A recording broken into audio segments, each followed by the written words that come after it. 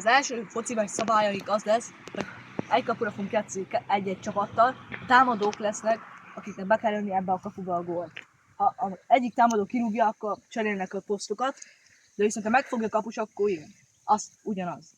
De viszont, hogyha a védekező csapat rúgja ki, akkor szöglet lesz, mert úgy ez nem ér, már nem lenne fel. 5 pontig lesz a meccs. Mi vagyunk az agymenők. Mi vagyunk a fasírtok. Gyere, Bácsi!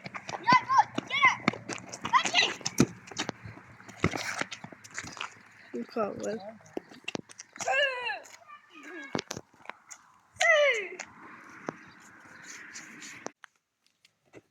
Bácsi, menjél!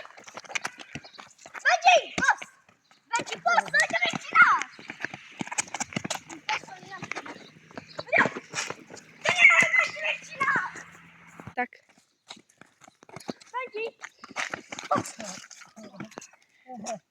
Já está a Menjél! Jó?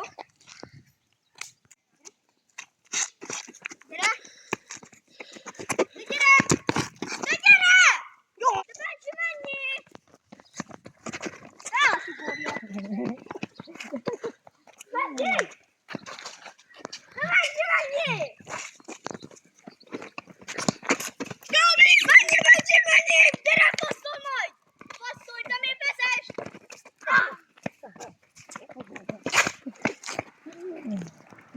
Tudlát!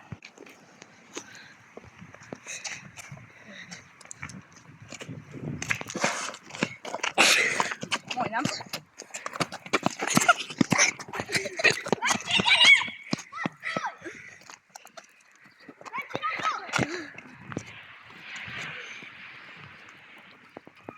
Kettő, egy. És passzolj. Gyere! Gyere, gyere! Gyere, jó! Bácsi! De mit csinálsz? Menjél!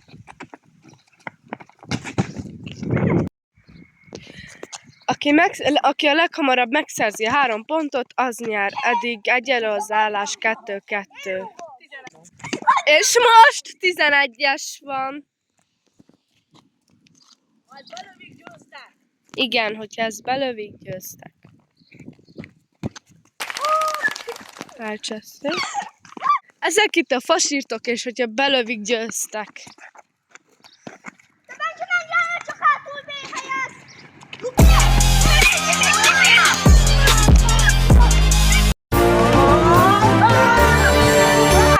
Vesztesek, győztesek. Visszavágózunk!